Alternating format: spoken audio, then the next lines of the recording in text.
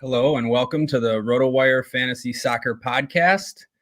Our normal co-host Adam is honeymooning in Spain, so I'll host. My name is Ryan Belongia. I write a lot of the soccer content at RotoWire and just play a ton of the soccer contests on DraftKings. I am joined by the great Jordan Cooper, the creator and author of the Theory of DFS Masterclass. I learned a lot from Jordan when I first started playing DFS, and you could too. I highly recommend checking out his stuff. We're here to talk about Saturday's EPL slate. But first, are you looking for NFTs that are both fun and have actual utility? Try SoRare, the largest NFT-based fantasy game. You can collect, trade, and compete with officially licensed digital cards of soccer players from over 180 clubs on SoRare. That's SoRare.com. All right, Jordan. We got a 5-game slate today, or for Saturday. That's a little bit different than the slates we've seen recently because there's a lot of big favorites on this one. You want to give us a quick breakdown? I think the overview of this slate, these are the slates that I don't like. Right? I like the slates where it's like a 5-game slate and it's all 10 teams that are not very good playing against one another. No, we got 3 big teams as big favorites.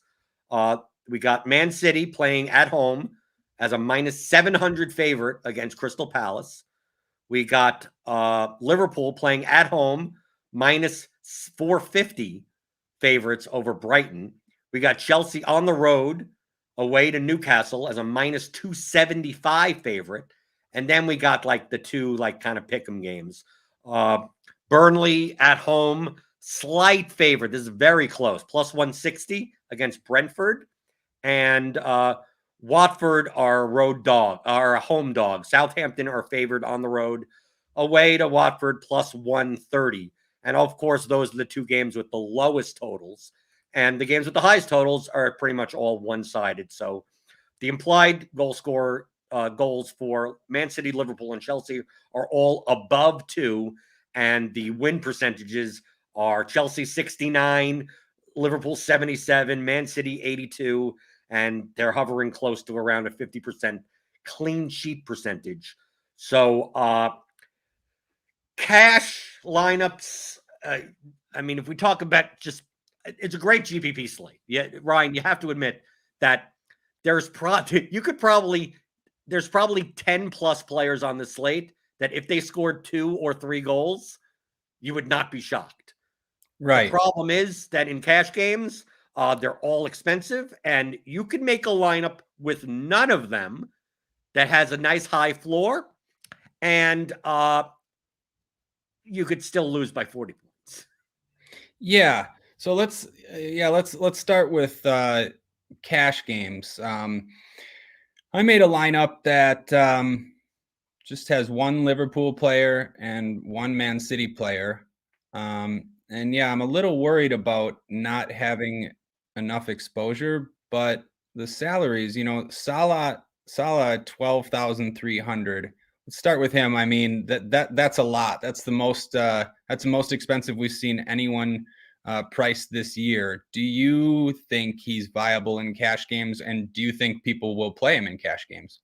No and no. I think at 12-3, he needs 2 goals, right? If he scores 1 goal at 12-3, you probably don't need him. I don't think he's going to be that popular with the way the salaries are construction on this slate.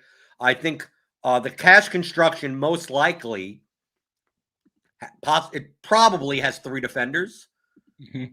Obviously at least has 2, but I think you're paying up at defense in cash games. I think so too. I wanted to just play Ben Chilwell and Trent Alexander-Arnold in cash.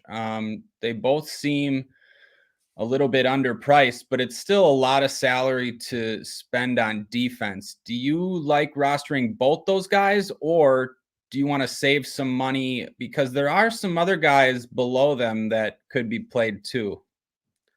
I mean, we'll get to defender, but I think I'm more likely to play them. The key to this slate is the forward position. I mean, it has to be. We'll start it forward since that's what we normally do. Right. So at the top of forward, we have all the guys that have high ceilings. We have Salah. Okay, so for Liverpool, most likely it's going to be a lineup of Salah, Mane, and Firmino. Maybe Jota instead of Firmino. But still, Jota's 7,600. Firmino's 8,400. Mane's 93. Salah's 12,300. Then we got the Man City guys. Phil Foden, 10,500. Gabriel Jesus, 8,300. That's forward eligible. I don't think Sterling plays. We got Bernardo Silva there. He may start in the midfield instead of Gundogan for 6,900. And then we got the Chelsea guys. Now, Lukaku's out and Werner's out. So most likely Kai Havertz is going to lead the line for Chelsea, and he's 7,800. All these guys, if we look at the goal scoring odds, Salah's minus 200. Jesus minus 115. Mane plus 100. Havertz plus 125. Firmino plus 135. Foden plus 140. And then we're getting that. Then we're getting out to more midfielders and stuff.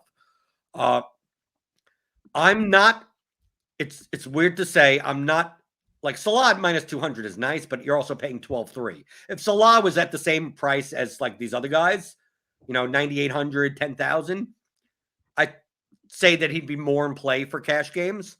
But the way that these teams kind of like spread out the ball, it's weird for me to say that if I were to play any of these guys in cash, I think I'm more likely to play Jesus or Havertz or Foden if I'm paying all the way up. Yeah. Then play guys like Mane and Firmino, play the Liverpool guys. I mean, Havertz has no floor. Jesus pretty much has no floor. Foden has a floor, but then you're paying 10-5 for it. So what are your thoughts like in cash games? Do you think that it's necessary to pay up 10-5 for Foden? I don't know about necessary, but yeah, I would definitely fade the Liverpool guys. Like you said, Salah's just too expensive. Doesn't really make sense to play Mane or Firmino. And I would probably fade the Chelsea guys too. I mean, I understand going to Havertz, leading the line for 7,800. He has pretty good goal scoring odds, but like you mentioned, no floor. So I think Foden would be the guy who I'd spend up for if I was going to spend up. And I think you can, depending on what you do elsewhere. There's a cheap midfielder, at least one cheap midfielder that we'll talk about later. But yeah, I like Foden. I mean, taking at least half the set pieces, just as much, goal scoring upside as anyone on the slate besides Salah, probably. But no, I don't think it's necessary, but I mean, I think you want to have somebody with some upside, somebody from one of these big teams. What do you think? I'm not sure if it's necessary if the goals are going to be spread out. I mean, essentially you're dodging like 20 plus points from someone. Mm-hmm. But if Man City scores 3 or 4 goals and it's through multiple people, if all these teams score like that, none of these guys may have, if Phil Foden has 19 points at 10-5, like that's fadeable. I can make that up. Because obviously if you play him at 10-5, you're gonna have to sacrifice the rest of your lineup also. And Jesus and Havertz, if they don't score, I mean, you're getting like 5 points. I mean, like you're not in good shape. So like scrolling down, like from a traditional floor standpoint, like we got McNeil at 6,600 versus Brentford. We got Cucho Hernandez with Emmanuel Dennis out. He's going to be playing wide. He ended up taking like all the corners the last game that Watford plays. Danny Rose is going to be back though. So I don't know if that continues, but at 6,400 at home against Southampton, like I have no problem with that.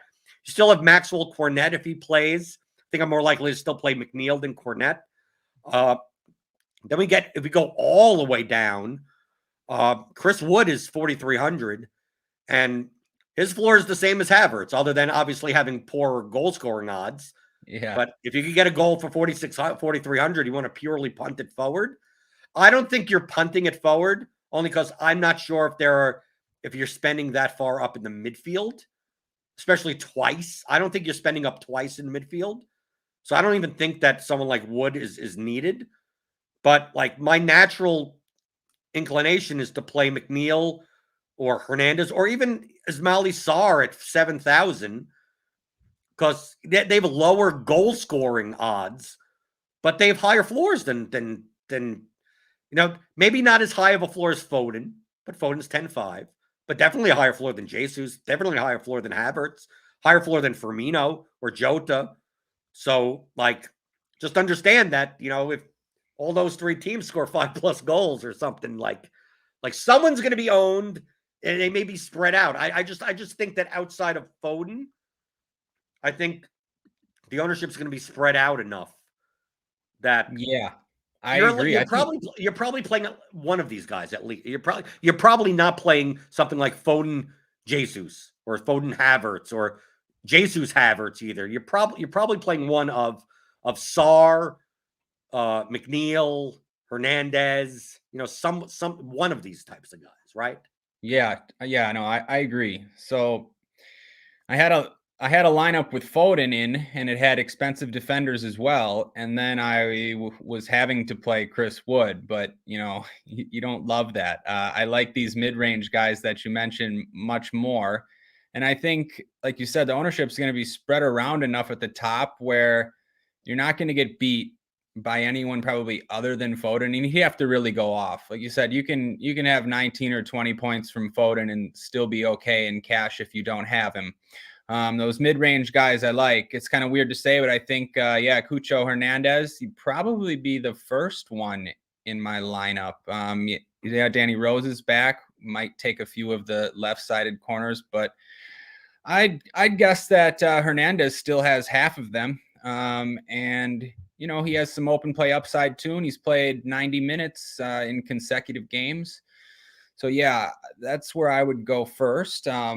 I agree. I think McNeil is definitely viable. I thought he was cheap last week, and he's even cheaper this week for a home matchup with Brentford. That Brentford have been good, but it's still one of the better spots that Burnley will find themselves in. Sarr.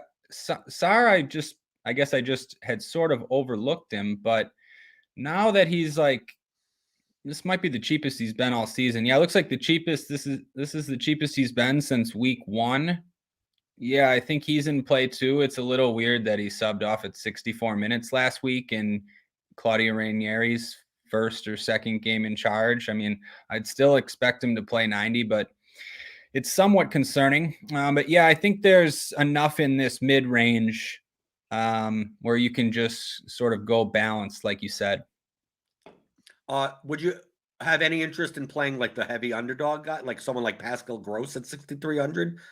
Or just that Liverpool's going to have too much possession that, like, if Gross's value comes a lot from set pieces, like how many are Brighton going to have away to Liverpool? Yeah, and this is going to be jumping the gun a little bit, but Solly March is 3,400 at midfield, and he took more set pieces than Gross last week, like significantly more. I don't have the exact numbers in front of me, but yet Gross finished with 2 crosses and played 72 minutes. So yeah, I mean, I guess we can move to midfield. I mean, is there anything else at forward? No, I wouldn't play one of those underdog guys when we have, guys at home like Hernandez and McNeil that are pretty favorably priced. No, midfield, to me, midfield is interesting from the fact of, like, do you need to play De Bruyne at 10,000 anymore? No. You were ahead of it last time. I got bailed out with his goal. Yeah, no, I don't think you need to play De Bruyne just because if he was taking all the set pieces, then yes, of course. But he's like not even taking half of them most times. If Gundogan is not in, that's good for De Bruyne. But Foden's going to split with one of them, either De Bruyne And Grealish could be in. I mean, like, to me, I look at the Man City set pieces as like not even. I don't even concern myself with them at this point anymore. Yeah, pretty much. I like. Yeah, I mean, I agree with you for the most part. I do like when only one of Foden or Mahrez plays, since they're the left-footed guys. If only one of them's in, you can count on the other one, or you can count on that player to have like at least half the sets. So I'll still consider it there. But yeah, I agree with you. Don't need De Bruyne on this slate. Your boy James Ward-Prowse is 9,100. What do you think of that? I don't think he's necessary. I don't either. I think the floor is there. If you want to, you understand that when you're paying 9,100 on the road with James Ward-Prowse, you're paying for safety of a floor. Obviously, his upside because he get a penalty, a free kick goal, something like that, assists. But I think on this slate particularly, it hampers your roster too much. I think like so I'd much too. rather like looking at James Ward-Prowse at 9,100. Like I'd almost rather play either. I'd rather not sacrifice a defender spot for him. Right? Like Yeah. I there are defenders that are cheaper, obviously, but still expensive. That I'd rather play Trent just straight up. I'd rather play Trent Alexander-Arnold at 9,100 than play James Ward-Prowse at 9,100. And Trent Alexander-Arnold is 7,500. So that should tell you all you need to know. Most likely in the midfield for cash games, I'm probably looking, depending on if you play Foden or not, you'll play one or two mid-range 5 to 6K level midfielders. And then if you play Foden, you're going to have to find some cheapie, right? Or you're playing two of these guys. So like I'm looking in the mid-range, and I know he's boring, but he gets 10 points seemingly every game. Ashley Westwood, 5,900 against at home against Brentford. That's not bad. And very similarly, a similarly boring player on the other side of the game is Matthias Jensen for Brentford, who's probably a better team than Burnley at 5,400. Like I have no problem playing both of them together. Yeah. I agree. I think just, Ward 9,100 for Ward-Prowse it just seems too expensive in general on this slate where there's going to be a lot of points and a lot of goals. Maybe if it was one where we had a bunch of low totals, you could use his safe floor. But yeah, I think you're like you said, it hampers your construction way too much. I think both those mid-range guys are fine. Westwood or Jensen, similar players, decent prices, decent matchup for both. I'd probably lean towards Jensen. I agree with you. Brentford's the better team, and Jensen's 500 cheaper. Now, I mentioned it before, but I'm okay paying 3,400 for Solly March, even away to Liverpool. It's a punt, but you have to realize that. I mean, it's if you get 6 points, like that's kind of what you're aiming for. Right, and he scored 8 against City last week, and he took 4 or 5 corners, and scored 8 floor points against City. So that's encouraging. So I think just in general though, pay down or go in this mid range at midfield for cash games. It doesn't seem like a slate to spend up on with the options we have at defender. Right, I'm looking through. Like, I wouldn't even mind like punting with like Frank Onyeka, from Brentford. Yeah, I mean, more of a deep lying player, but I mean, they play a 3-5-2, so like he's not like purely defensive. But to me, like if you're not going to play, like I look at Westwood and Jensen, and I go, if you're not going to play either of those two, just scroll all the way down. Just like the floor diff, should I play Jared Kuchka at 4,700 when I could just play a guy lower? The interesting people are the guys on the big like underdogs, like Ryan Fraser at 4,100. Like they're at home, Newcastle. Like if he starts, but to me, Ryan Fraser is the same type of play as playing Solly March. So why not just go all the way down to 3,400? So like or maybe playing like Rodri or like a favored defensive midfielder for one of the bigger teams, and hopefully they walk into, an assist or something. Mm-hmm. But like, yeah, I have no problem. Like if you're playing that Foden build where you need a cheapie at midfield, like if you were to literally just wait till all the lineups came out and went to the midfield section and went to the lowest guy that has a green dot, I don't think you could be that far off, right? Right. I mean, because let's just take Westwood and Jensen, for example. Like, you'd be happy if they score 10 points. 10 points is basically what you want. One of these cheap guys should get you 4 or 5. I mean, and maybe more, but let's just say, 4 or 5. So you're only giving up 5 points in order to, play maybe an expensive forward or maybe 2 expensive defenders. So yeah, I think it makes sense to pay all the way down. What about I know you said you were going to use 2 of these guys, 2 of these mid-range forwards, but I would maybe use a forward in the midfield spot also. I mean, like McNeil. McNeil's now almost the same price as Westwood. So, I mean, I'd almost rather just use him in a midfield spot if you don't have him in a forward spot. I don't know. I think there's some. It's viable. I mean, it really depends on what you do with the rest of your lineup, and depends on how much you prioritize goalkeeper, how much you prioritize the 3 defender build, because the 3 defender build is different defender. I mean, like we have defenders at different price ranges that you could play, but I like the defenders at the price range. It's weird. I like the defenders at the price ranges they are compared to the midfielders or forwards. Like if I could play 5 defenders on the slate, I would. Mm-hmm. And not even play, like I'd rather, like, I think I could play 6 defenders on this slate more so than eliminate a forward and a midfield spot and just let me play 6 defenders instead. Like I'll give that. I mean, like the defender position, Chilwell 7,700, Trent Alexander-Arnold 7,500, Reece James 6,700, Robertson 5,600. Even Matt Ritchie, I guess, is viable, even though they're playing as a big underdog at 5,100.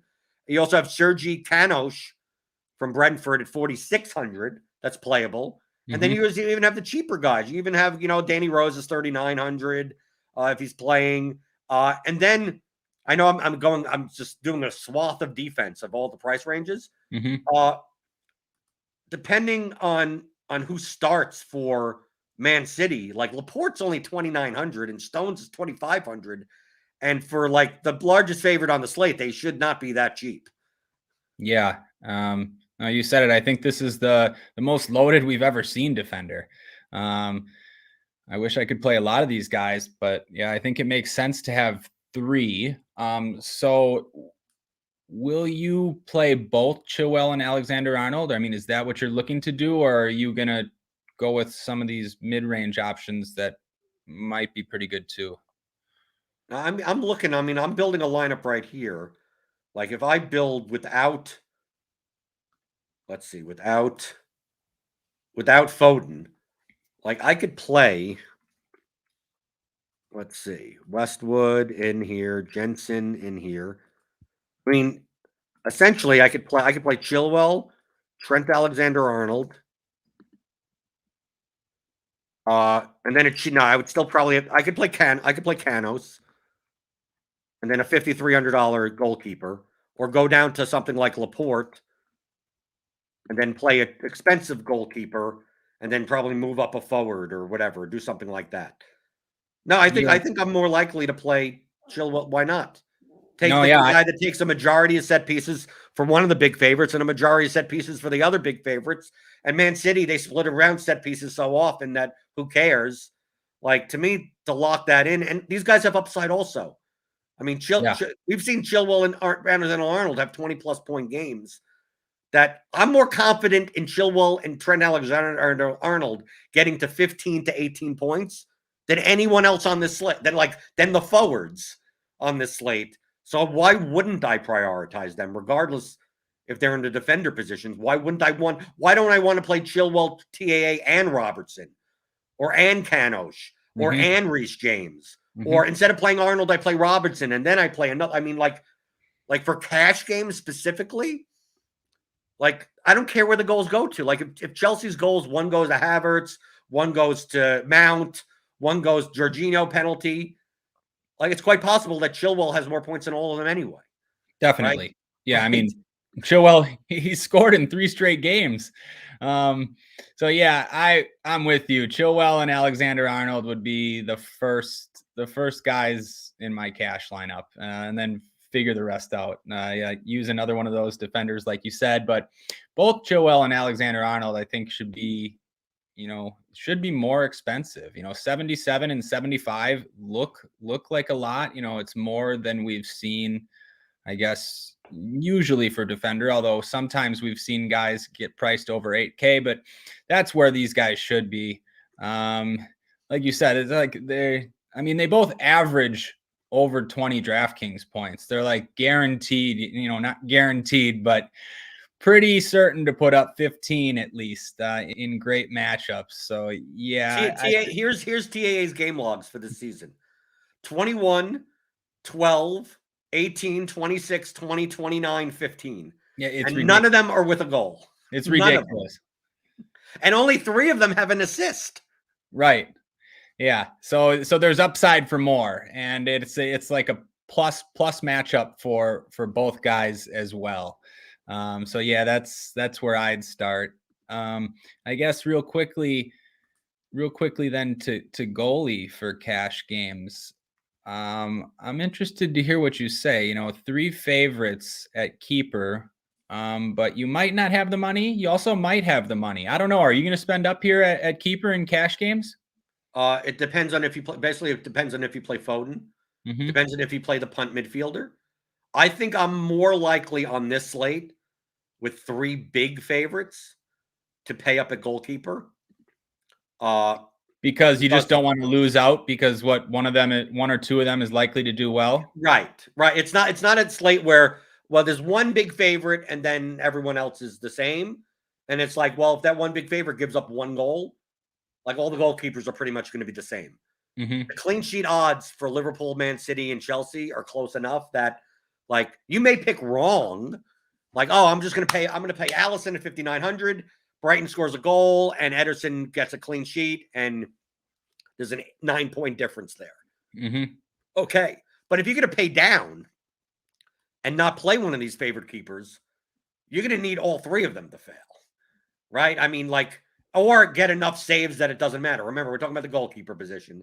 Right. So I think I'm more likely that either I play one of the 3 favorite keepers. I'm probably more likely to play Ederson and Alisson at home than play Mendy on the road. Mm-hmm. And if I don't, just go all the way down and play Guaita. And especially if I'm going to play a non-Foden lineup and have no Man City players in, correlatively, if Foden's going to beat you in cash games, let's say Foden is higher owned in cash games, well, Guaita is negatively correlated to that. So, like, you could do the thing where, like, Foden fails, you get a good Guaita game, but who knows? I mean, Man City could score 4 goals regardless if Foden has a good game or not. So, but I think that's the key. I think the goalkeepers are mispriced for their goal score. I think if we take a look at the current odds, Man City minus 700, Liverpool minus 450, Chelsea minus 275. Really, Alisson and Ederson probably should be 6,600. Right. And Mendy should be 6,200. And then it should go to the rest of the goalkeepers. So I'm going to end up, I'm more likely than not, like, we have that mid-range. So if I play a completely mid-range build and I have Westwood and Jensen in, it's quite possible that I take one of those 2 out. I take Westwood out to go down to a 3K level midfielder just so I could pay up a goalkeeper to, like, Ederson or something like that. That the difference is, do I need to get both of them in? And I think that's regardless of build, even if you're playing Foden. Because then the other thing is the problem with, like, someone like Laporte or Stones. Like, if Stones is in, he's 2,500. It's weird to say the opportunity cost of defense is very high on this slate. Right. Yeah. And you have to fill them. So it's like, if Laporte is in my utility spot, like, I would love to play Laporte or Stones in my second midfield spot. Right. But you can't. You have to play 2 midfielders. So I think I'm more likely to play a 3K level midfielder and make sure I get 3 great defenders and pay up at goalkeeper. And that would be obviously in a non-Foden build. You wouldn't be able to do that unless you pay down twice at midfield. So you're going to play like Solly March and Frank Onyeka or whatever. So whatever, the two lowest type of thing. I'm not sure how optimal that is. But I think the opportunity cost at midfield is the lowest. Yeah, I agree with you. Like normally we'd look at sub 3K center backs for City and think that's pretty good. But if Laporte or Stones, or if they score you 4 or 5, it's going to be tough to make up if everyone else's defenders are scoring 15. So yeah, like you said, they don't look quite as good. Maybe you could play one at util if you're not going to use 3 defenders. But yeah, it also might be a mistake. Yeah. Okay.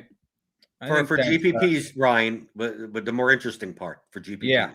Yeah. I think there's 2. Okay, I think this is a very interesting GPP conversation. I have multiple thoughts. So let's start with the first one. Mm-hmm. Do you think that it's more advantageous in GPPs this slate to stack or to pick the guys? So, like, for instance, obviously the easier way is like there's 3 big favorites. I'm gonna get Salah. I'm gonna get Jesus. I'm gonna get Havertz. You know, like picking the guys that score the most points out of those 3 teams. Mm-hmm. Or do you think it's more beneficial to say I'm gonna bet on one of the? I'm just gonna play Salah, Mane, and Firmino. I'm just gonna play Foden, Grealish, and De Bruyne or something. I'm gonna play Havertz, Mount, and Chilwell. I mean, like something like. Are you more likely to like bet on one team to score 4+ goals and just capture as many of those and possibly play 5 or 6 guys from the same team? I mean, I'm talking about even like super stacking where you're playing defender, goalkeeper, midfielder, 2 forwards, and just saying, give me Man City, give me Chelsea, give me Liverpool. Or you're more likely to say like, well, I think all 3 games are like 3-0, 4-0, and I just want to get the best scores out of the guy that has the brace out of all 3 of them. You're less likely to be correct doing that. Yeah. But is that more beneficial than saying like I'm betting on one of these 3 teams scoring 5 goals and the other 2 to just being like 1-0 type of games, and it's more beneficial to just take all the goals in one of them? Yeah, that's an interesting question, a tough question. My initial thought is that I'd rather just pick one team, one game, and sort of hope it goes off and hope the others don't. I mean, I think we have 3 big favorites here, but I think it's pretty unlikely that all 3 of them crush. I mean, we see these big favorites fail all the time. It'd be nice. Fail from a GPP perspective, by the way. They'll still win. It'll be 2-0. But it'll be an own goal and a substitute goal. Right. So it's like you're sitting there with the Mo Salah, and it's like he's sitting there with 7 points, even though Liverpool won 3-0 because it just didn't go through him. And he got an own goal, right? It had to hit off of someone else. I mean, so when we say fail, it doesn't mean that the team doesn't win, just that the players don't get the points. Right. And it's possible that Salah can even score a goal and not be an optimal GPP play. Right. So yeah, I think you picking and choosing is just so tough. You're right. I agree with you. I think it's much harder to do that. There's so many. I mean, if you're playing multiple lineups, you'd have to make so many combinations or just decide on like a few guys that you're gonna for sure fade. It's a risky strategy. Whereas if you pick one team, and like you said, you can even super stack one of these teams. Yeah, I think it's an easier route to win a tournament if one of them goes off for 5 goals. What do you think? No, I'm with you. I'm on Saturday. It's gonna be tough because there's an MMA card at 10:30 in the morning. I know. Right after that. So I may make some GPP lineups, but I think I'm more inclined if I were to make 3 GPP lineups to make just like Liverpool onslaught, Man City onslaught, Chelsea onslaught, and then fit the best plays around them and just hope one of them gets there. The more interesting thing, how about instead of doing that type of strategy, we're talking about different types of roster construction strategies. Yep. You know what would be unique on this slate? What? I don't know if this is probably not the correct way to go from a ceiling standpoint. Mm-hmm. We always like looking for cheap goals, right? Mm-hmm. Chris Wood, 4,300 plus 160. Che Adams, because Brozia's not going to be playing, 5,700 plus 195. What do you think about playing 2 cheap forwards and then paying up for like KDB, Mason Mount, and James Ward-Prowse? And doing something like that. To me, that construction is going to be super contrarian. And if it just so happens that the goals, or you play Grealish instead of De Bruyne, like you're basically paying up 3 times at midfield when most people aren't even going to be playing anyone paying up in midfield, because those guys, they're going to be paying for the forwards, because all these guys, De Bruyne, Mount, Ward-Prowse, and Grealish, are midfield only eligible. So more people are going to be playing Foden, and so all the forward eligible players to fill their forward spots. Do you think a weird lineup like Wood, Adams, which essentially you're not playing the favored goal scorers, but you're kind of playing for a big, Mason Mount. Instead of Havertz scoring, it's Mount scoring. It's a Ward-Prowse penalty goal. It's a, Grealish has a big game and Foden doesn't. Like, do you think that's worth it? Yes, I do. Initially, like, it's similar to the strategy that I'll probably go with, which is instead of paying up at all the midfield spots, I want to use Chilwell and Trent and maybe another expensive defender for GPPs. Like my initial thought is to just fade $12,300 Salah. Hope he doesn't score a brace. He'll still be popular at that price in tournaments. And yeah, I plan on having at least one of these cheap forwards in every lineup. I mean, on a 5-game slate, there's going to be enough cheap forwards where at least one of them are going to score. I mean, we just saw last slate, Josh King, nobody played him. He's the cheapest on the slate, 4K, 4% owned, goes off for a hat trick. I mean, yeah, I like Chris Wood, Che Adams, sure, whoever. But to your specific strategy, I like paying up at midfield in that strategy because, like you said, no one's going to do it. Mason Mount, he's basically playing forward with Lukaku and Timo Werner out. He had a hat trick last week. So, yeah, I think that makes a lot of sense. But no, yeah, it's, you mentioned at the start that you don't love these slates. I don't love them either because, you have to take some stands where you're just going to be dead. If, the forward you don't play scores a brace or scores a hat trick, you're just dead. So, you're going to have to do that. I'll probably do that with Salah. I'll probably do that with a couple other guys. But I still think it's the way to go because it affords you leverage to construct lineups like that. And I just think these guys will be probably a little higher owned than they should be, with people wanting to get exposure to such big favorites. No, I agree with you. On Saturday, I'm not going to have any Salah. I'm not going to play Salah in cash. I'm not going to play Salah in GPP if I even play. Mm-hmm. Right? This seems like a slate I would want to play, but it just that MMA time. It's like I got to make my MMA lineups. I know it's going to be tough. Going to be tough. Not used to having a 10:30 a.m. Eastern MMA card. But yeah, I'm with you. It's easy to second guess yourself. Like if you're going to try to, like, a lot of times on slates where there aren't like big favorites to this extent, you'd play like the 3-man type of stacks, the defender, midfielder, forward. You pair, you do something like Cancelo and Jesus and, and the goalkeeper, and that's like a little stack. And then you do another one, the defender with another forward. You play Lowton plus Wood.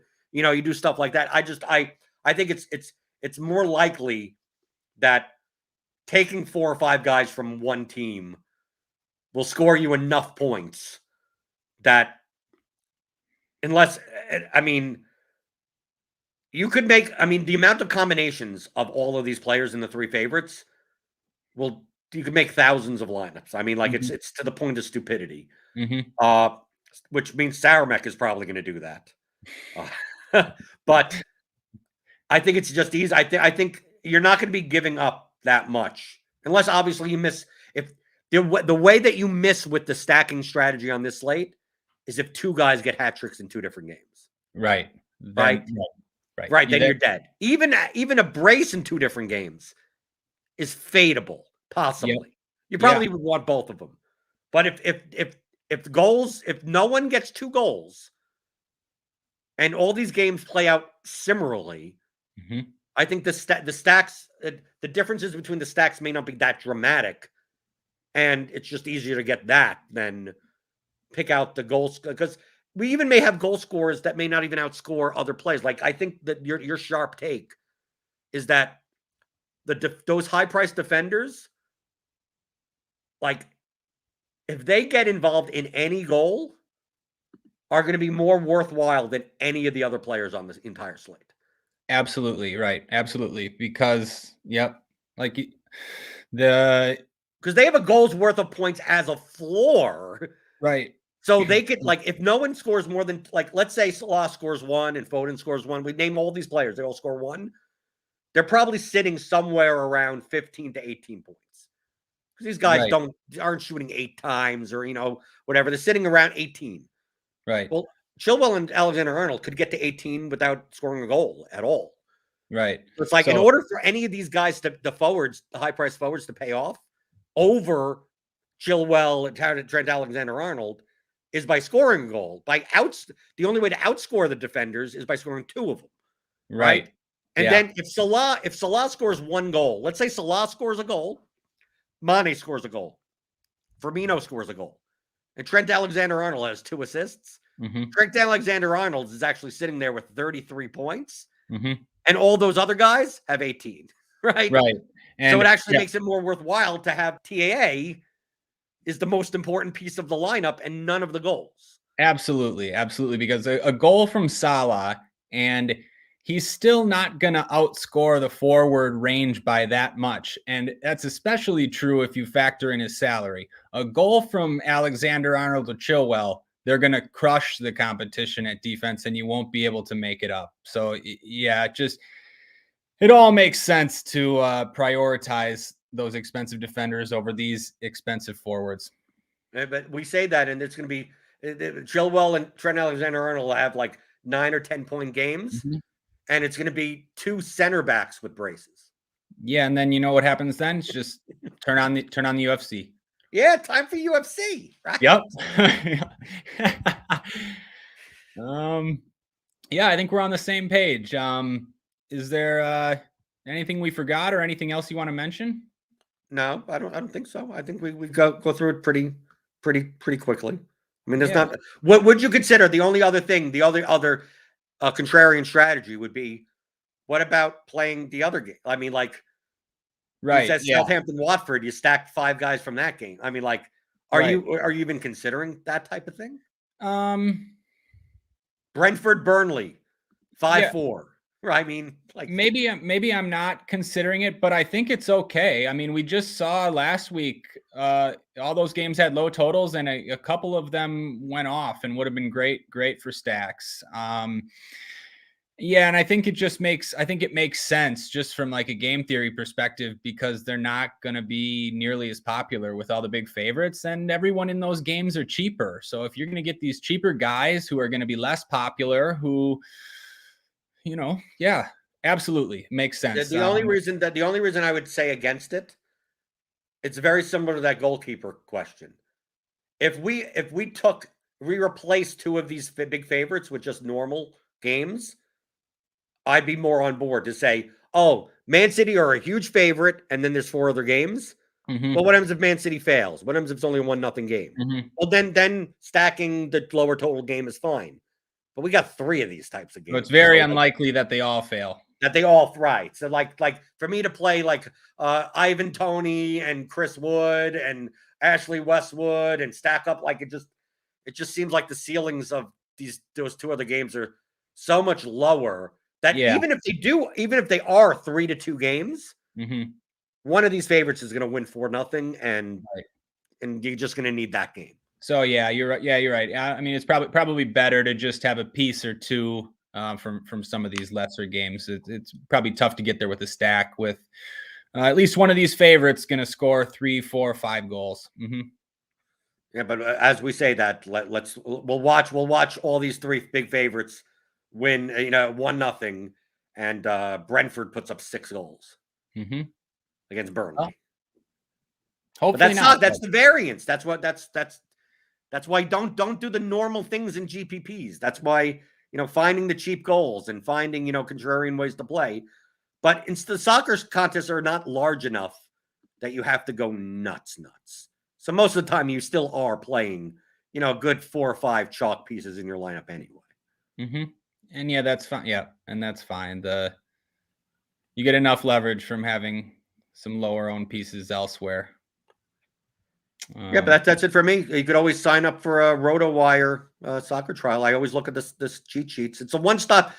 Ryan, like, to me, like, if you play DFS, like, if you just use you could literally load up the cheat sheet for like any slate mm-hmm. on FanDuel and DraftKings, Yahoo, anything, and like just from the sheet play like any slate you want with a competitive lineup. Absolutely. The information at RotoWire is great. I still use it for every slate. Like you said, they have everything where it's not picks, by the way. A lot of people think cheat sheet is like, oh, here are the picks of the slate. I know you write an article like that, mm-hmm. but we're talking about the cheat sheets where it just shows expected lineups, the odds report, implied goal totals, clean sheet, the anytime goal scorer odds, the free kick tracker, and the per 90 player stats. Yep. It's all in one place. And just like if you want to play a 2-game slate from the French league or whatever, showdown from the Mexican league or whatever. I mean, like, just there's a cheat sheet automatically generated. Yep. Show you everything. Have everything. It's the first thing I do. Look at the goal odds, look at the free kick tracker. Yep. Okay. Thanks, Jordan. I will be back on Monday and Tuesday doing the Champions League podcast with Luis. But good luck to everybody for Saturday. Thanks again, Jordan.